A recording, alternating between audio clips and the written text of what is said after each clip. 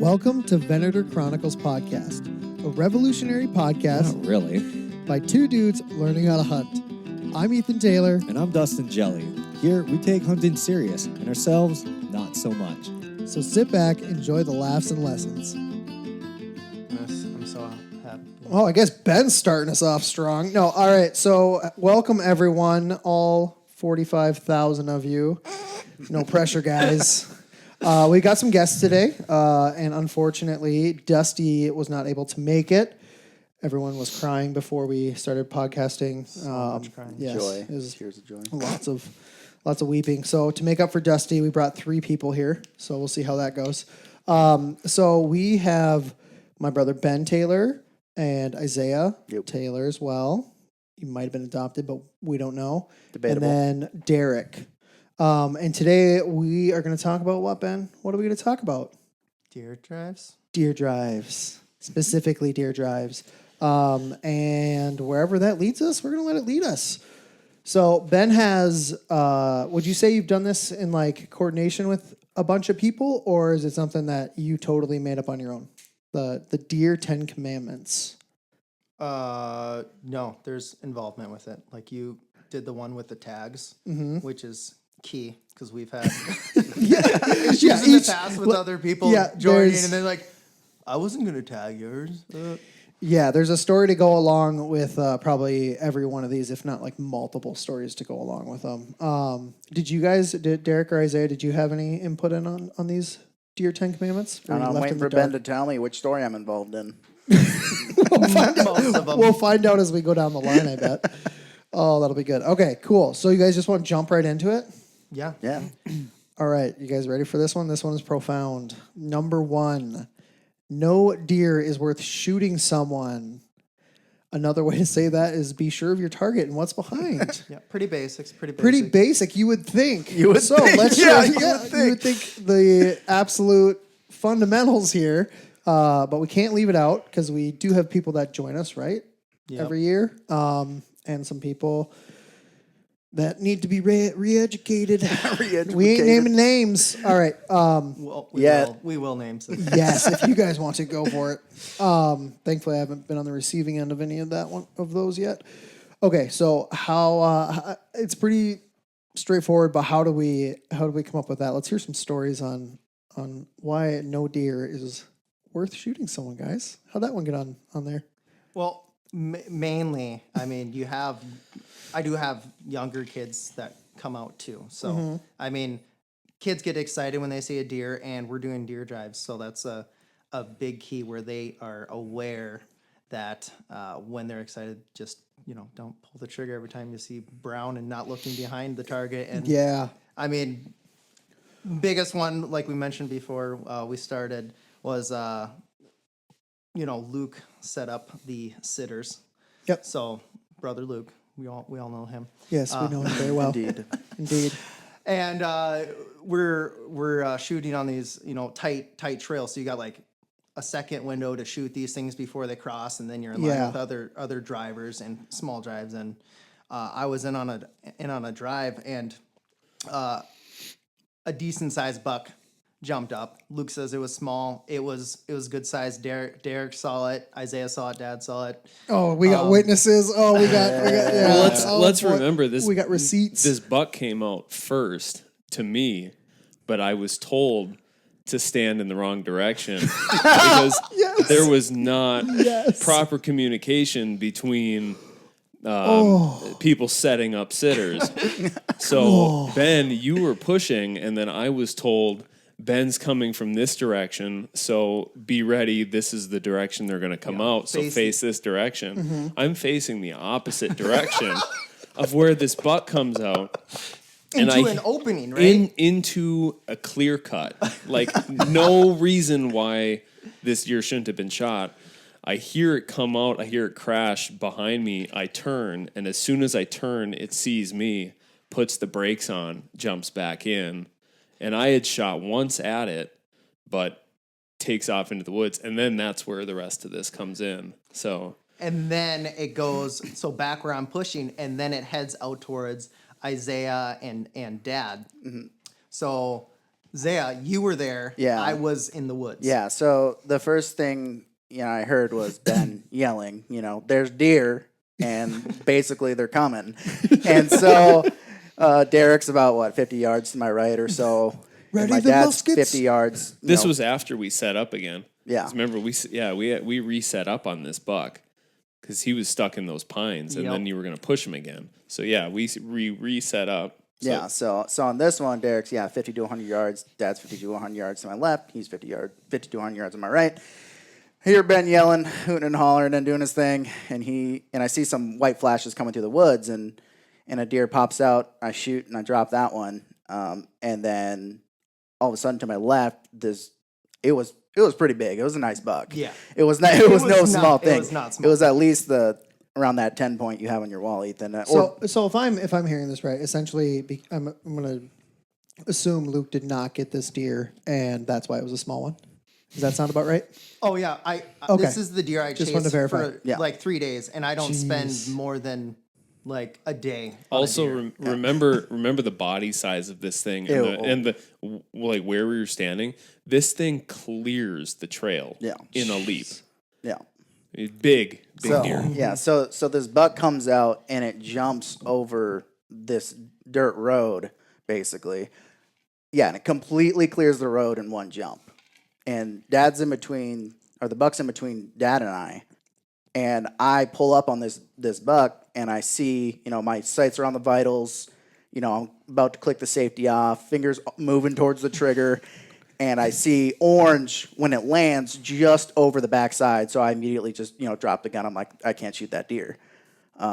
Zay's pulled back like I was 4 I was pounds. on the vitals, but I could see over the top of its back when it landed a orange hat. And I was like, that's directly in line with that. So anyway, he started blasting. But he's lived. like, I got enough hold on. kids. Dad's lived a good life, guys. Yeah. He's ready. He'd be going out doing what he loves the most. Yeah. Okay, so the deer jumps. You don't shoot, I don't shoot. and then what happens? And then Dad shoots Oh, in line. in line with Derek and I. Oh my gosh. Yeah. His and eyesight might be going. it was probably about 6 to 8 rounds or so. Let's just say I laid down after that. Yeah. Okay, we got it. We just get him a single fire. Yeah, I Yeah. was thinking bolt action, single. Yeah. Lever action at the the most. most Yeah. for Yeah. Granted, he did hit this buck when it's running full tilt. So Oh, is that the one I went out to try to help track? yes. Yeah. Oh, I Yeah. know Well, exactly what you're talking about. One like a funny part of this too then is the night before that son Grantham had posted a video where he had gone through and he's like, this is what a bullet sounds like when it zips past you. Yeah. So I had watched that video the night before, and then all of a sudden that day it's like, You're like, I'm living it. He was right. You're like, but I don't have a berm. Oh, that's okay. Yep. So no deer is worth shooting someone.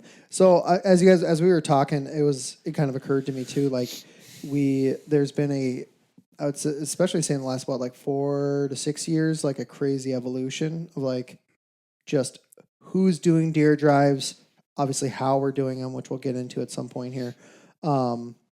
But so much has changed, and a lot of the stuff that is informing, we'll say the Deer Drive 10 Commandments, is all from past experience. And some of it is like like Ben's, like we were saying with the first, like the one we just went over. It's like there are little kids. Like we have a couple, usually 1 or 2 days where we'll bring the kids out and do some easier drives, safer drives, even right where it's like visibility is good. You know what's what. So that makes a lot of sense. Do we want to want to do another story on that? No, I don't want to Well, rat anymore. I mean, people I out. would just say when it comes to that, we're talking about bringing out kids and whatnot. Even anyone, if we see a Yeah. big buck, people tend to get target focused a little too much, and you get your tunnel vision goes, oh, deer, and you're looking at it and you're getting ready to shoot, and people, if your fundamentals are good, you're thinking less about it and you have more awareness of what's around you. If your fundamentals are good, That's when it comes to shooting. so. Like one thing I'll do when I am set up as a stander and we're talking about like where we're shooting. Obviously, a lot of times we'll have audio cues of where people are at that are pushing the deer. But like once I'm set where I'm set, and I see where people are at, like I basically pick a landmark. Yeah. And I'm like, and obviously before the person, and I go, okay, I can shoot up into this point, I can shoot up into that point, and then my gun's off until I'm back at, like way past that person or whatever. Yeah. And then it's like, okay, I can shoot again once we get to here. And So, that, so when did you pick that up? Because I remember a 3-legged deer that we were shooting at, and that was my first close call, was with you and Ulu. Do you remember that? I can't say I do. Of course. Dude. The 3-legged deer. We were 13, Yeah, and Ulu. 14. Oh my gosh. Yeah. I it's all picked it up coming at back. sometime after that. No. Was I born yet? I don't know. Dude, this is so bad. I mean, it's fine. I remember we had shotguns with slugs. Yep. We hit and we just went on someone's, it wasn't even a deer drive. Like we were wasn't. deer hunting. Yep. But it was not like we just started walking through the woods. A deer jumps up. We start blasting. So anyways, we started blasting. And we may have hit the back leg. Was it the front or back leg? It was the back because the front was gone from years past. So it was the 3-legged deer before we shot the legs. Oh, I didn't know. Okay. And then the deer thing. runs out. And so there's this little, this is tough, guys. All right. So we had this little tiny circle of woods. And then the deer had shot out of the woods, wounded. Mm-hmm. And we had a 12 gauge with slugs, and the deer's probably 200 yards. Yeah. Well, And yep, go ahead. we had to first, because after it was wounded, it went into like a small neighbors. strip by the fence line and was like bedded down, and we had to go ask the neighbors for permission to dispatch it. So Dispatch it. I only we had use a that sl- terminology. No, honestly, hold on. because you guys use it. Yeah, no, Dusty talks about harvest. Oh, we're gonna roast Dusty when he's not here. When he's not here to defend himself, ruthless. No, I remember specifically laying down while that deer was out in the field, and it being like 200, 300. This is before we moved up to that fence line and talked to the neighbor, and shooting, and someone watching and walking, like us trying to walk the rounds in closer to it because we were using slugs, and it was like boom, short. Boom, short. Boom. A little more to the left. Yeah, I don't know if we ever hit it from that. Probably not. Didn't hit it from No, that we distance. And then that's when someone went and talked to the neighbors. Yeah, oh my gosh, I had totally forgotten about that. I'm sure you did. But I'm sure it wasn't a close call, Ben. You're here. It was the first time I actually hit the ditch, so I've never had to hit the ditch. Yeah. I choose it was careful. a literal ditch because I was making my way up, and then before we got into position, the deer got up and you started shooting. So then me and I think Aaron. You were off to the right though. You were all good. I heard was I saw whizzing him, guys. over Hey, my head, and I I'm know. like, I'm gonna die. No. I remember it It's a more long clear. time I ago. remember it more clearly now. He was fine. Anyways, that's So anyway, why we have that. that's good. I'm first glad one. you brought that up. Actually, that's hilarious. I have not thought of that since then. You That's can get so shot good. almost. Yeah, it would have been a core memory for me. Those kind of Core memory unlocked. those kind of things stick with you. Yeah, weird. Okay, good. All right, so deer commandment number 1: no deer is worth shooting someone. All right, deer tag will be discussed prior to deer drive. I would love to start this one out, Yeah, guys. why don't you? Yeah, go for it. Okay. So for many years, we would go out and we were with people we knew well, Mm-hmm. and you were always safe to assume, like you'd get the total tags in the group, and then you were safe to assume that, yep, everybody's going to tag for everybody. Like Yep, we say it's Yep. brown, it's down. exactly, yeah, like it's a Yep. group effort. Everyone's happy if we get something, like whoever gets it. And then one year I went out. I think it was after I took a bit of a break in general. I try to always get out there for the camaraderie side of things, but I think it was after. Doesn't matter. Anyway, I think it was after I took a break, but then there was a bunch of people that I didn't know super well. Like I was like, I know them, but I don't know them. But I operated under the same assumption, which was a mistake. And so we're all out there. You know, I'm like, hey, how many tags do we have? It's like X amount of doe tags, X amount of buck tags. Of course, way more buck tags than doe tags. And so we start going, and lo and behold, we shoot a doe, and then I look around and no one wants to tag it, and I was like, "What is happening?" We have deer tags, but no one wants to tag it. Exactly. I'm like, what? And so it was after that point, and this was more like a personal line where I was like, first of all, so awkward. Like if you're Yeah, if out you're the there one to hunting, shoot it. yeah, if you're the one to shoot it, and you're like, all right, guys, so what do you think? So this unspoken agreement we have.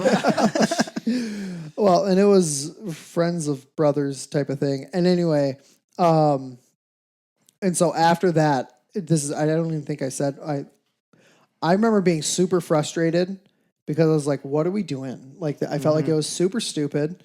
I would have been happy to give up my buck tag if I had like if someone got a buck, whatever. It was like, this is not how we do deer drives. Like, this should never be a concern or whatever. It's like total tags. What are we doing? And then I just remember after that, every single time coming out, like for years and years and years, and just making sure, like, how many tags do we have? And do we have people willing to tag other people's deer? Like, because I needed it crystal clear. Otherwise, I'm like, I'm just not going to shoot unless I see my buck tag, I guess. But then it's like, I may as well be hunting by myself, was my feeling. Yeah. It was like, I could go probably have higher success in terms of at least what I'm able to hunt, which would be a buck. Because historically our buck drives or our deer drives were not buck drives.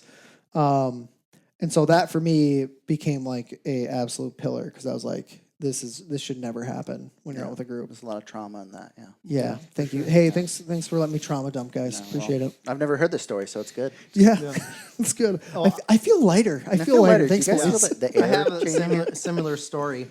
Back when we were hunting the Ulu area, I'm like 14, and Luke's like, "Hey, I'm gonna give you the 300 with a mag. I'm gonna push this drive." And he's got all of his friends. This is basically just even with like starting out deer drives. It was all deer drives with Luke and his crew.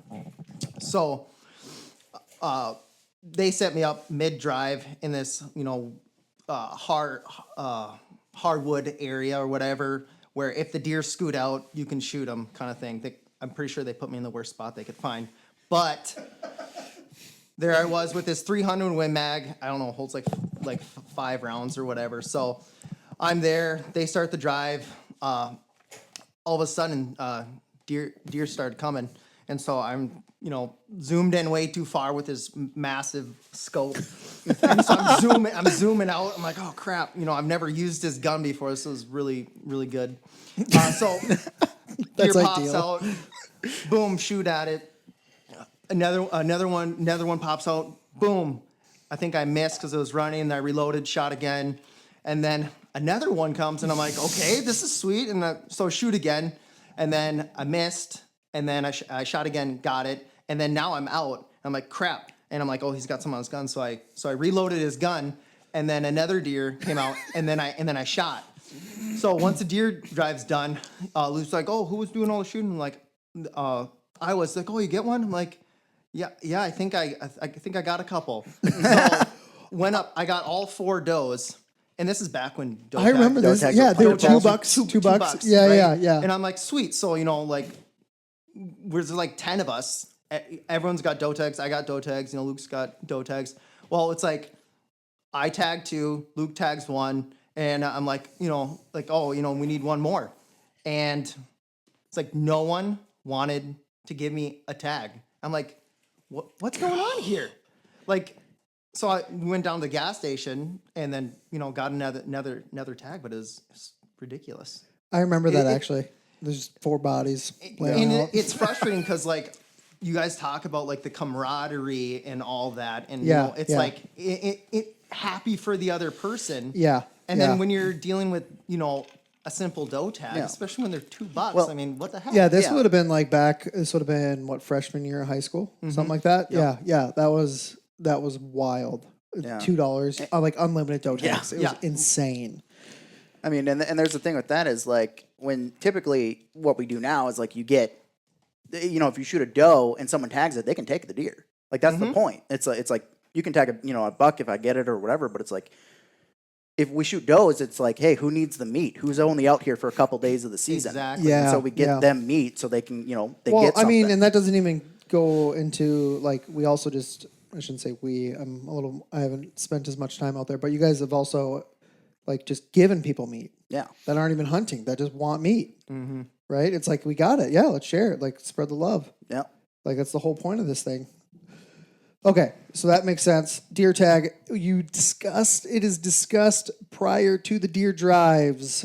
Yeah, so just anytime someone new, I shouldn't even say new, like someone joins the party the next day, obviously people have different schedules. They can come and they go, but we go over that stuff to make sure that we are all exactly on the same page on expectations. All right, the next one, deer commandment number 3. Head or neck shot only. Some exceptions in parentheses. Now, this one I have some questions about. Go for it. I mean, I have questions. Yeah. Ben's like, I may have snuck this one in there. I didn't think you guys noticed. So, give me the thought process behind it, Ben. Well, we're all shooting 5.56, so then when we run out, we can toss mags to each other. Right? Yeah. So Reloading. that's actually happened. Dude, that's did. gonna be, Yeah, that's it did gonna be happen. such Isaiah did that. us using 5.56. A lot of deer, okay? Us using 5.56 is gonna be such a hot topic. Not when I I tell them love how it. many deer I've lost. How many? Zero. Deer? Yeah, Very effective. Right? yeah. It's. I mean, it's flying at a very fast. no, we like- You don't have to convince me. We'll I we'll shoot. get into it. I We'll shoot get into it. 5.56 as well. I'm just saying that the people are gonna love it. It's provocative. It gets the people going. It's the people go. Well, especially if there's Okay, not, so head or neck shot Yes. only. Let's keep going on okay. that. So I want to get as many deer drives in as possible. Is like my mindset. This is so obviously we've covered archery primarily on this podcast. Like that's the big whole thing as we go through the season. Nice long drawn out season that we can do whatever we want. There's lots of time. This is Ben's and most people's Super Bowl of hunting time. And for me, it is as well. Like it is in its own way as well. And I essentially exclusively do deer drives. Like that's all I'm interested in doing. If I'm going to sit, I'm going to sit with my bow. The camaraderie side of it obviously being huge. And so you can continue kind of on the idea of like trying to get in as many deer drives as possible. Yeah, that's a small portion, but ultimately, I don't want to wound the deer and not find it. We've shot them like okay. Derek and Isaiah might not have this issue. I'm not the best shot ever, and so I want to know immediately that deer's down and dead. And so we practice at the range a lot. We'll get into that, but just dropping them on the spot, no suffering, no tracking, get them gutted, get to the next deer drive. No wasted meat. No wasted No meat. wasted That's meat, another yeah. huge thing. I mean, especially if you're shooting, 300 Wing Mag, which I'm sure we'll be talking about And you're too. blowing out hindquarters. What are you talking about? That it when you shoot with a 300 Win Mag, it quarters it up for you. For you already. There is a lot of Or stipulation. it guts it for you. Yeah, Yeah. there is stipulation when it comes to the headshot and neck shots. It's not like, oh, if the deer's running full sprint, you have to hit it in the head or neck. I think we only established this rule for deer that are really standing still. Exactly. And so if Only the deer is standing still and you're a good enough marksman and you're capable of hitting that shot, shoot it in the neck. If you miss, it's usually a clean miss. And if you hit it, that deer's down. Yeah, because I was going to say definitely the devil's advocate in this would be like, well, what if you like shoot it in the nose and the mouth, and now you've jacked up a deer's Well, that's the thing. face, This comes right? down to your personal, like how much you've shot your rifle, how well you know your rifle. If you don't think you can make a clean shot at 200 in the head, shoot it in the vitals, and then keep shooting till the deer's down. Yeah. So, and this maybe will help people who are listening, like to help put it in perspective. So, like usually, and I've been guilty of this too, especially way back, where the guy will it's like, oh, hunting season's rolling around. I better head out to the range, and they'll shoot maybe 20 rounds of their 30-06, whatever, 308. And then they're like, all right, well, it shoots true, and then head home, right? Like they're on paper targets. Yeah. How many rounds do you think you guys, Isaiah, how many rounds do you think you shoot in a year, give or take? Give or take a few thousand. I don't know, like Yeah, at least a few thousand. somewhere between 2 to 5K. Okay. But- yeah, At least. and that's just with the AR. That's just with the gun I hunt with. Yeah. But that's not even like it is like how many rounds you're shooting. Like one of the things that's key is that Isaiah's doing dry fire. He's doing ready ups. Like going to the range, Isaiah, like it's not like this is the time to practice my dry ready ups. So. I was gonna ask this question later, and I will later, but Let's just jump into it. You're good. So with rifle and bow, right? So with rifle, I can do 80% of my training without firing a round. So I can practice ready ups. I can practice target transitions between, two deer or two targets. I can practice reloads. I can practice, high ready, low ready. I can practice all of these different skills. And then the only thing I can't practice is marksmanship and recoil control. And that's pretty much it. So when I go to the range, recoil management. Yeah, thank you, Derek. I think you're speaking up a little bit there. I was like, who said that? I genuinely had no idea. I whispered it, and then Derek said it loud. So recoil management. So like multiple rounds fast on target accurately is what I'm going for when I'm training, and then target transitions you can do with 2 pieces of paper on a wall in your house, but you can't practice your marksmanship between the two. Yeah, so like if people will get the sense, and obviously like this may be a multiple part series because we will work through the deer commandments here, but it's not your like good old boys like you just picked up your gun for the first time 2 months ago. You put a box ammunition downrange, and then you're like, we're good to go. So people will start to get the sense, and we'll obviously dive deeper into stuff on preparation and what that takes. Isaiah does have a military background, and so he's like the boss. Yeah. I think, though, the headshot, neck shot has proven itself over the last, how many years, Derek, have you been hunting with us now? This will be my 4th. The 4th year? Yeah. I mean, we started that out basically right away when you joined. And that's been the majority of my shots. That's like, Just been head and neck I headshot. haven't seen Isaiah or Derek miss a headshot.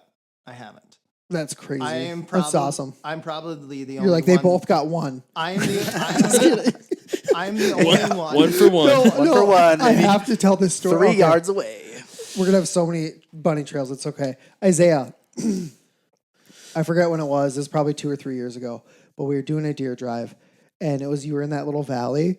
And literally, it almost sounded like full auto. Like with a slight break in between like the bursts. It was like, goof, goof, goof, goof, goof, goof, goof, goof, like faster than that even. And I was like, what just happened? Like, what? I'm like, who's even over there?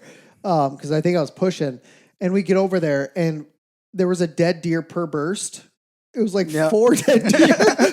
And it was like maybe 60 yards of opening that you were able to shoot them in. I was just like, this is insane. Yeah. I can tell who's shooting Based by on cadence. The cadence, Yeah, that's so sick.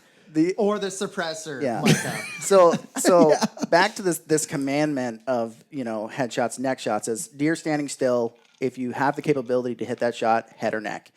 If the deer is full sprint, what I do is I put one good shot in the vitals and then I shoot until that deer drops. Because we don't want to track. We don't, you don't want to let the deer get away and die, and the meat be wasted. Yep. And so if it's full sprint, like full tilt, one in the vitals, shoot until that deer's down. Yeah. So I would.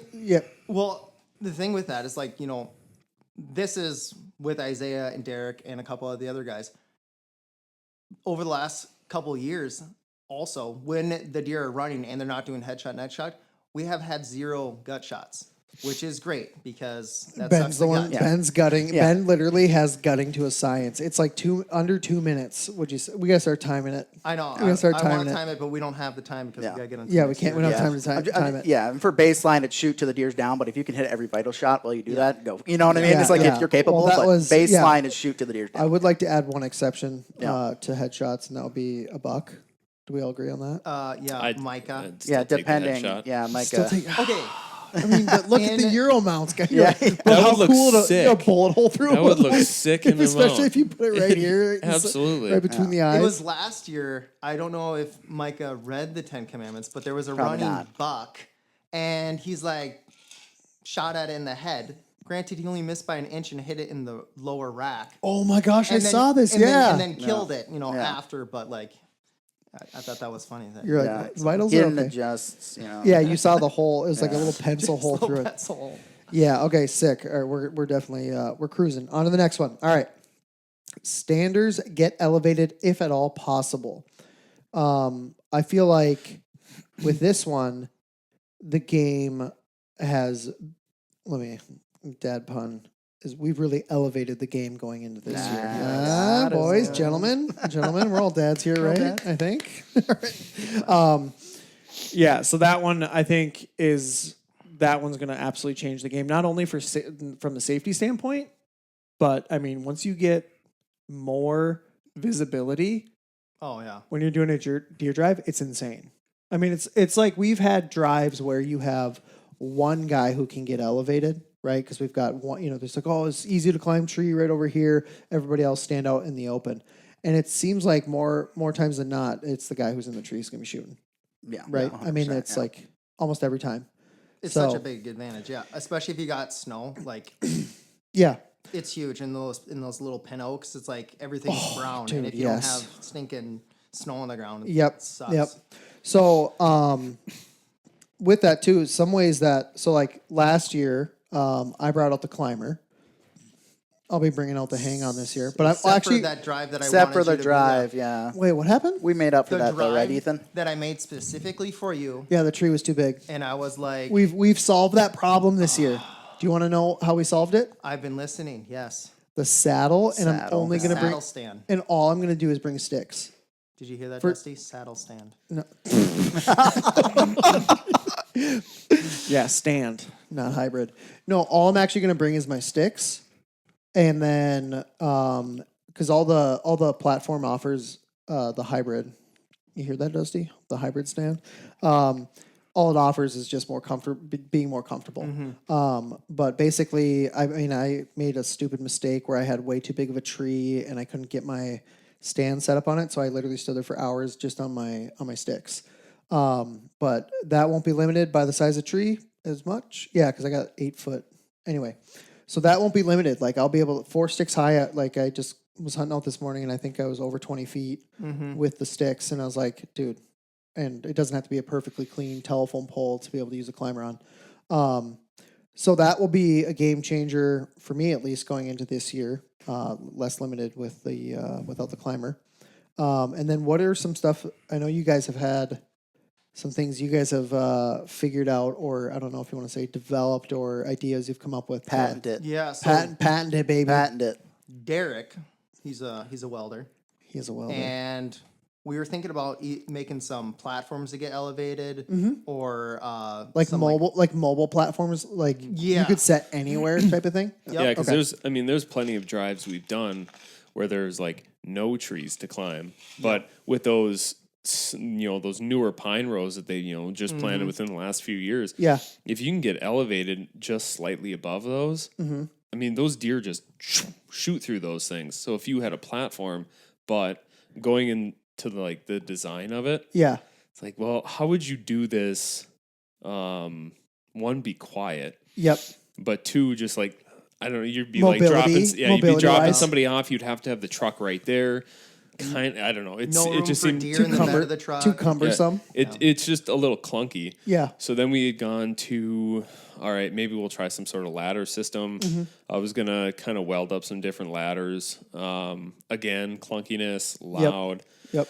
Then we were talking about those extendable ladders. Yeah. Yeah. And Yeah. like telescoping. The telescoping ladders. I'm like, these things are in such a small package. Yeah. We can make some straps, throw them on our backs, like walk wherever we need to, and they're so quiet to put up, and they're fast to take down. So we just throw it up quick, get up in the tree, drop it down when you're done, and you just throw it on your back. And they're Yeah, not. because it seems like most of the trees, like we're looking at, like white pines usually, where you're not having you don't have good branches to grab onto until you're 8-10 feet up or whatever. It's that first 8 or 10 feet, and then after that, it's like branches everywhere you can climb.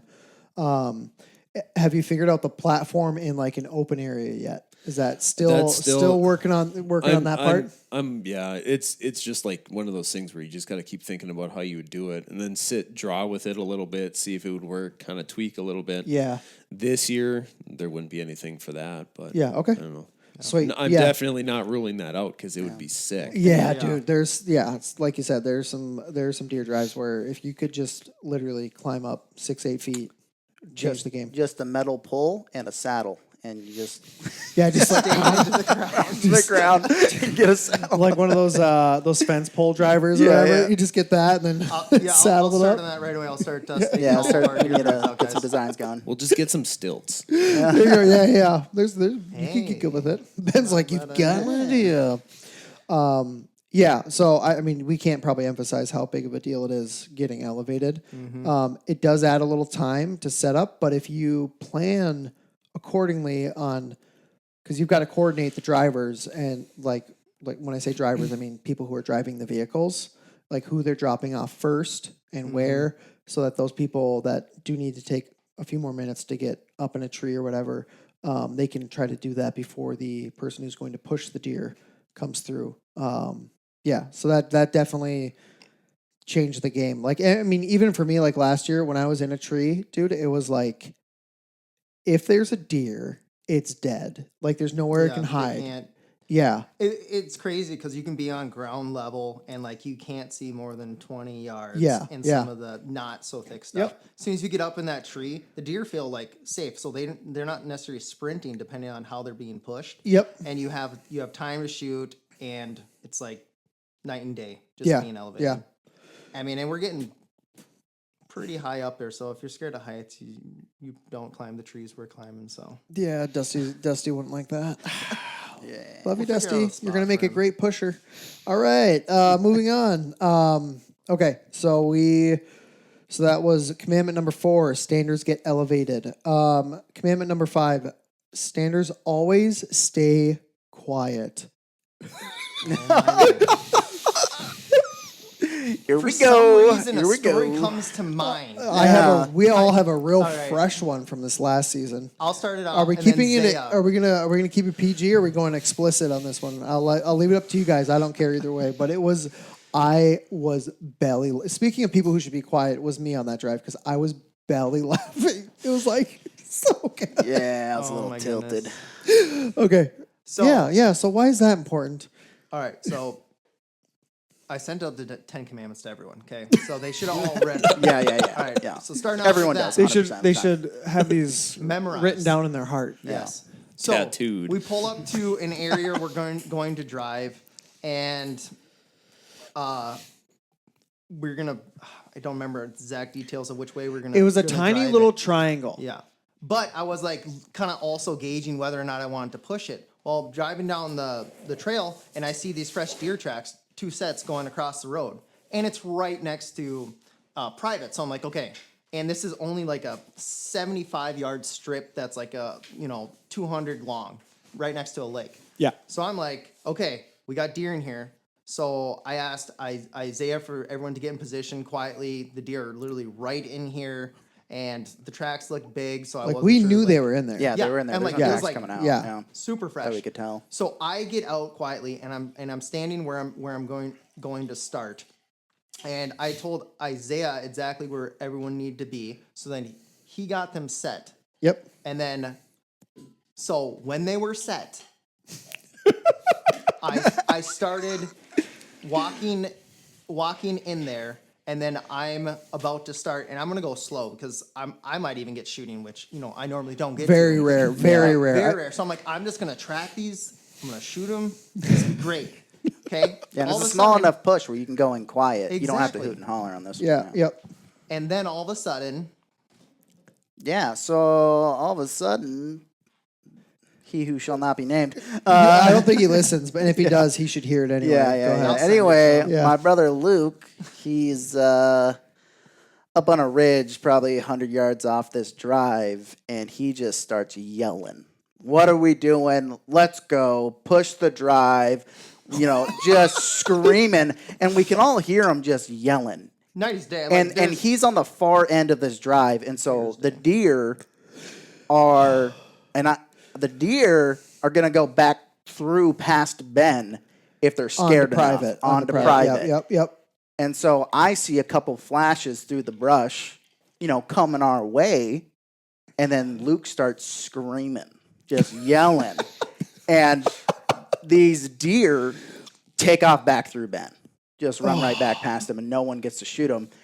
And afterwards, I go up to Mikey, and he's like, "Yeah, they were coming right to me. I was getting the shot lined up, and then Luke starts screaming over here, and the deer take off." And so, yeah, that I kind of ripped into Luke a little bit on that one. It was so good. And I'm like in here. I'm like, what is going on? Didn't I hear you yell at him? Shut. Yeah, Luke was yelling and screaming, and I can see I can see some flashes going through the brush, heading his direction and everyone's direction, and I'm like, "Shut up!"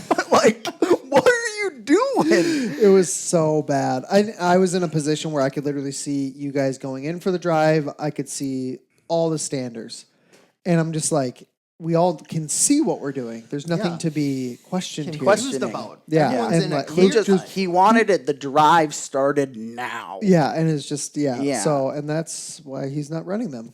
Love you, Luke. Love you, Luke. Hey, you got to remember too. Luke is the one that got me into deer hunting. Yeah, we besides, do. Like Dad, and then Hey, got me deer driving. Do you see that little what pointer would you call that deer back there on the One and a smallest one? half, 2. That's a 3-pointer, dude, at least, if not 3 a to 4-pointer. 4. Yeah. My first buck ever, Luke. He had it Yeah. Euro mounted for me, and We love Luke. that's where it all started. Well, not actually where it all started, but as far as the pursuit of bucks, that was my first buck, and Luke did that for me. Luke's awesome, but Solid. like all of us, we have our flaws. All right. That's one of them. Little Nancy. Okay, so yeah, obviously that one's should be pretty straightforward, but we do need to have it on there, evidently. All right, so we'll go to number 6. Standers stay in positions until the drive is called done. Talk to me. So This is all. it's a very simple concept, right? Yeah. Okay. So there's not necessarily stories besides like people being in the wrong positioning, or I can't think of any where people have walked off besides like people that are new coming in, like back in the day before we had the 10 Commandments. But that was one of the things, is so frustrating for a driver. We're doing like these big drives, thick stuff. I'm literally Brutal, having yeah. to pretend I'm like 3 people going back and forth, Zigzagging, trying to get these yeah. deer. I'm literally sweating, Yeah. like a lot. It's like 30 below, and he's sweating, And I'm running, like, I running can't- back and forth. I'm like, I can't believe the deer. I haven't heard gunshots yet. Like all these. I'm like, there's deer in here. I mean, like I can hear them. There's tracks everywhere. Yeah. And then when you get to the end of the drive, and you look out, and people Are in their trucks already. in their trucks, or they're walking back, and you're like, how long have they been walking back? For the person that's deer driving, like pushing these the deer, deer, yeah, it yeah. is The literally most just Deflating. It's yes, I can't stand it. Yeah, It's like Pun intended. I can't tell you how many times the driver gets 20 yards from the end of the drive, and then the deer come out. Yes, 100%. Because they're Especially if they're forced. mature deer. Yeah, if they're mature Doe- deer, bu- they ain't bumping out of there until doe they or absolutely buck. have to. Yeah. Yep. And Yep. in my mind, the picture of exactly what it's supposed to be is the drive we did last year, where Derek and I were pushing that swamp edge.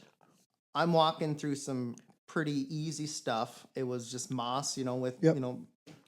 some pines, and Derek is busting his butt in these popple whips that are like The worst. tight. The worst. He's like breaking these things to get It's through them. it's bad when you're like, man, I wish I didn't have to carry this gun. Yeah. Yeah. It- Where It's you're like like, You're almost using your rifle to push Yeah. in front of you. it's almost like you Yeah, should have a you're like, machete and yeah. cut through the instead, jungle. yes. And he's going through this stuff, and I know how bad it is because I've done it. So he goes into the next thing where staying in line is important. We'll touch on that, but he's pushing it. I'm trying to stay a little bit ahead of him on this swamp edge to make sure the deer don't buck out, because they always buck out that way. And I start hearing shooting, and I'm like, that's Isaiah. I'm like, sick. We got a deer down. So I walk out at the end of the drive, and Derek comes out, and I see Isaiah just head on a swivel, at a low ready or high ready, can't remember. And I'm like, where's this deer at? I want to look at this thing. Well, he's like over, he like gestured where it was. I go over there. It's one of his nice bucks he got last year. Yeah. But he didn't move from position. He's not like just all hyped up, like, Yeah, oh like my screaming and gosh. hooting, hollering. You know what Yeah, I mean? yeah. He's just like cool and collected. The drive isn't done yet. I'm not moving position. Yeah. Kind of thing. Yeah, he's like, I have my orders. Well, here's the thing on that drive is once in a while I would catch a glimpse of the drivers, right? Yep. And I could see them getting closer and closer. I'm like, I don't know if there's anything in here. I think they would have bucked already. And then I'm thinking, well, if it's a nice buck, it might not come out till the last second. Yeah. And so yeah. even when that buck came out, it was only 30 yards from me running across this opening. So I got some good shooting on it. But I'm like, even if I shoot that one, I'm catching glimpses of orange. Yeah. I never saw this deer till it came out. Yeah, yeah, And so I'm like, there could be more. yeah. And so it's like, I shot, pop, pop, pop, pop, deer's down. I'm like, okay, grab another mag, reload, just make sure I'm topped up, just in case something else runs Tactical out. reload. Yep. And then I start seeing Derek pushing up and Ben pushing up and wait till they get out. And then, Yeah.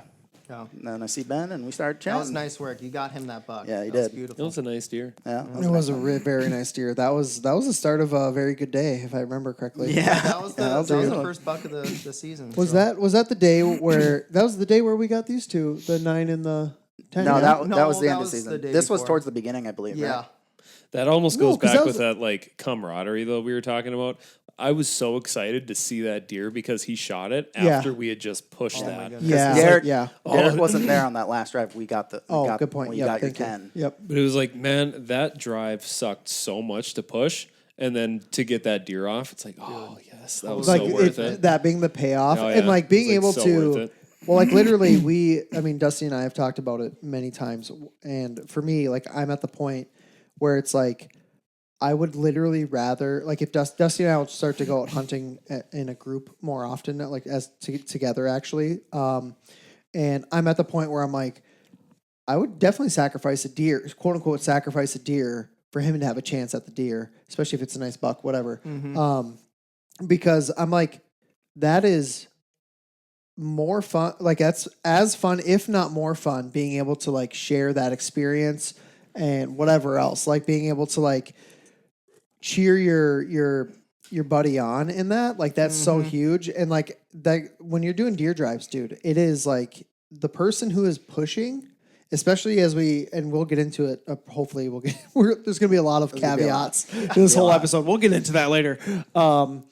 But like when we start talking about doing drives specifically for bucks, where it's like you're either going to see a buck or nothing is the mentality, right? If someone's not like fully locked into that and the person who has to push is like basically like they're actually sacrificing, right? Like they're sweating, they're probably going to get cut up, like whatever. Brand to Soaked. the eye, perhaps. Take a needle to the eye. Yeah, take a Yeah. needle to the eye, get soaked, whatever. You're right. They're like, I'll do what it You're takes. cold for the rest of the day. And then no they matter come what. out, Yeah. and then and if you don't have the guy who is just standing there, like not at the ready and like fully locked in after you just worked your butt off for it, like Yeah. that would be super deflating. But then on the flip side, when it turns out and you see people like, okay, all right, they're locked in, or you get a deer like that, that is just, it's huge. And that's, the camaraderie side of it is just so massive. So you got to have people that are like interested in the good of the whole hunting party, not just like, Yeah. oh, I'm here to film my quote unquote my tags. And it's like, what? Yeah. It's like the posture is kind of the way I think of it for the standards. There's too many times in the past where I've done a deer drive and you got this old guy cradling his gun like a baby.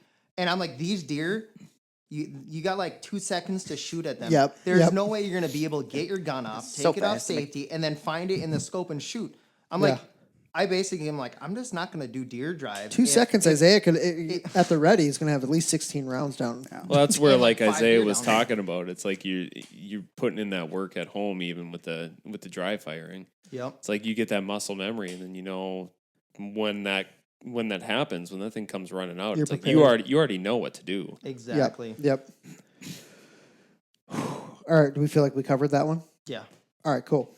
All right, so we are on deer commandment number 7. Drivers stay evenly apart as much as possible. Some exceptions. Yes. So every deer drive is obviously different based on the terrain.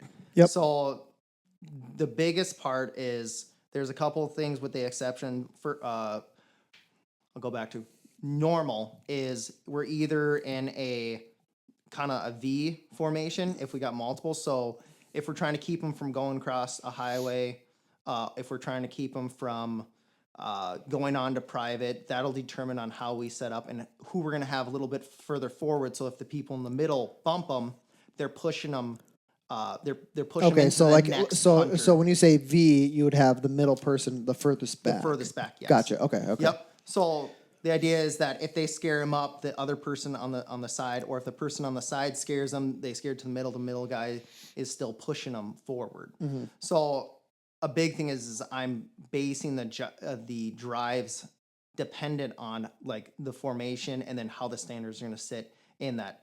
But the space evenly set, it varies because Derek and I might be walking through a drive and it's thicker over here.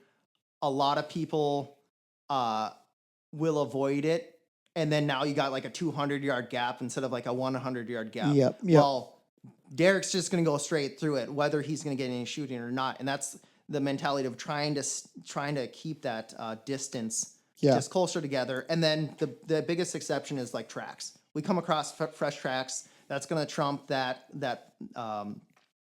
evenly spaced, and we're going to get on those hot tracks and then follow them until they either go back behind us or else go where the sitters are. Yeah, and that's another thing, the evenly spaced thing. I mean, when there's thick stuff and you see thick stuff, your choice in your head should be, I'm going through the thick stuff. That's where the deer are bedded, especially in high pressure during hunting season, right? Rifle season. Exactly. And so it's like if you're avoiding the thick stuff, well, you're not pushing out the deer if you're walking through pine rows that are wide open. They are there because they assume, or not even assume, because that's what's kept them safe. Exactly. Yeah, 100%. I think that's the kind of the crap you were going through when we got the 9-pointer was like super nasty stuff. Oh yeah. Right out into that swamp, but like super thick popple whips. It was like a finger point, and it looked like you were just battling all the way out to the end of that, and then finally, right at the last second, he essentially came out and tried to like skirt the edge of it. Yeah, like Derek said, I highly consider just bringing my pistol and then walking through stuff like that. It's like the gun is just it's literally it's using an it as a accessory. battering ram it's a to, like, hindrance. push through. Battery So- ram. Yeah. All right, cool. All right, deer commandment number 8. Drivers on the outer edge control middle drivers' spacing. So it's Explain simple. It's simple in the sense of It's very simple. So It's simple. very simple. So the outer people are how I set up the drives is because it's such a vast woods and different things. All my drives normally have edges to them. So it's either a clear cut, it's a swamp edge, it's a hard line of some sort of different A lake, terrain. yep. So it goes in and out, and you're gonna want to get as close to the edge where you can shoot it, but far enough in where you're actually still pushing deer in the deer drive. So when it's going in and out, we're hollowing back and forth, in or out, left or right. Yep. All depending. One of the things that Zaya brought up last year is like, if you can't hear the driver, just continue on what you're doing essentially. So we don't like stop like, what'd you say? Yeah, you're going through thick stuff, like, you can't you can't hear hear it. it. Yeah, Crap. yeah. You're just And so everyone, as long as, we're all, pretty in shape for walking through the woods because we do it quite often. So it's like we all kind of have this roughly the same pace. Yep. And so as long as we all keep that same pace and we're not like looking at, tracks on the ground 24, unless it's like, oh, these are fresh, we got to be on Yeah. these. It's like, oh, those are old tracks, keep walking. And so you're not slowing down and stopping and then yelling, hey guys, slow down, and I'm walking through brush, I can't hear what you're saying, I'm going to keep going. Yep. So yeah. Yeah, and that just helps avoid the confusion side of things. Yeah. Like once people start trying to talk back and forth, it's a mess. Well, that too, and I remember, back when I was younger too, it's like people are walking through, and if someone stops and they're the person supposed to be telling you, your spacing, right? You're off their spacing, and now you're like they're 300 yards ahead or 200 yards behind you, and you're going back and forth. And now you're lost. Yeah, and now You you're know? confused. Now Yeah, you're confused 'cause on you where thought you people were in a are straight at. line, You thought you yeah. were in a straight line, but some guy saw some tracks or a deer and sprinted after it. You know what I mean? And so it's like I would never. you would never. No, of course no. not. Of course But not. yeah, just off of Ben what was saying. But yeah, always keeping the outside guy hand railing some kind of terrain feature that he recognizes, and staying 50 to 100 yards usually in that, and so that everyone else is evenly spaced. It's funny, going off of where your other pushers are. That's how I got out of the woods a couple years ago when my eye got stabbed. Like Yeah. I couldn't see anything then. Like it was 50 yards in, needle right to the eye, and then like both eyes are closed because you can't open anything. Yeah. I couldn't see, so getting out of the woods, I'm like listening where Ben is, and then it's like, all right, just gonna put head down and just push through and just go straight, and then listen to where Ben is, and then Yeah. you get out of the woods. But yeah, it's definitely helpful to figure out where you're at, even if you get lost. Yeah, we didn't have Onyx back in the day, so it was kind of like I got lost a couple times when I was younger, just because I didn't know, Yeah. based off of where people are yelling from. Yeah, you run into a lake you didn't know was there, and you're like, now I got to walk all the way around, and Yep. it's Yeah. They're calling 300 yards behind you, so you start going left. Left, like yeah. Yeah, 180. you can get turned around pretty quick. Yeah. Pretty quick. All right, cool. All right, next commandment, number 9. When drivers shoot a deer, mark first blood and resume driving. I think that kind of Basic, that yeah, that there's pretty nothing. plays into the that kind of plays into the last one, just as far as avoiding confusion, right? Like you're just, and when we mark blood, I assume you would either leave a piece of clothing, drop a pin, whatever, like do it as quick as you can, and then keep going because of what we just talked about, where it's like as soon as one person like falls back too far forward, you end up getting confusion. And also, I mean, the other part of it too is that you end up leaving gaps for deer to go through. And Yeah. the deer that are typically doubling back are the ones that you actually want Wanna to shoot. shoot, yeah. Exactly. And so it seems like that, that kind of plays into the previous one, but obviously helps make it real clear. And I would say too, like with a lot of these, a lot of these have been unspoken. Some of them are really good to bring up because we haven't like verbalized it fully. Yeah. But there's a lot of them that without verbalizing it, we've kind of like, this is what we do. Right. Yep. But by doing this, like, I think that sets people up for success. Now, whether other people hear these and use them for themselves, or people that are going with us on deer drives, listen to this podcast and just get like, why is this important? Why is this a big deal? Without us having to essentially I don't want to say waste time, but waste time explaining it on the front end when we're like trying to do deer drives, right? Instead of talking. Because it's pretty intense. It's not like, all right, guys, like mosey out of the truck kind of thing. It's like, we're going. Like, if we can, if it's shooting light, we're going. Yeah, I've had people on deer drives where they've shot a deer and they just start tracking it, like they're hunting. And it's like you're not really caring about the people at the end of the deer drive then. And then also, there's a way better chance of getting this deer if you wounded it if we actually set up a deer drive to get that deer out and Yeah. give it time to die if you made a bad shot. Yeah. So I mean, Yeah. just finish the deer drive. Yep, 100%. All right. Number 10, when drivers get out of the woods, they get information with the standers. Information? No. Did you say information? When drivers get out of the woods. I can't spell. That's You're okay. reading that. All right. Well, you tell me. Translate the last one. Information. No, information. So there's obviously we have It said the information. standards. Yeah. Okay, You should have information. proofread it before you That's started true. reading. That's very true. Okay. So it's just simple as when you get out to where the end of the drive is, you don't just start walking back to the truck. You get in a position where you can shoot back where the other drivers, because like we were saying, we're staggered when we're going through there, depending on the drive. So you just get in formation. It gives you an opportunity to shoot any of the deer that are coming out. It makes sure that you're not.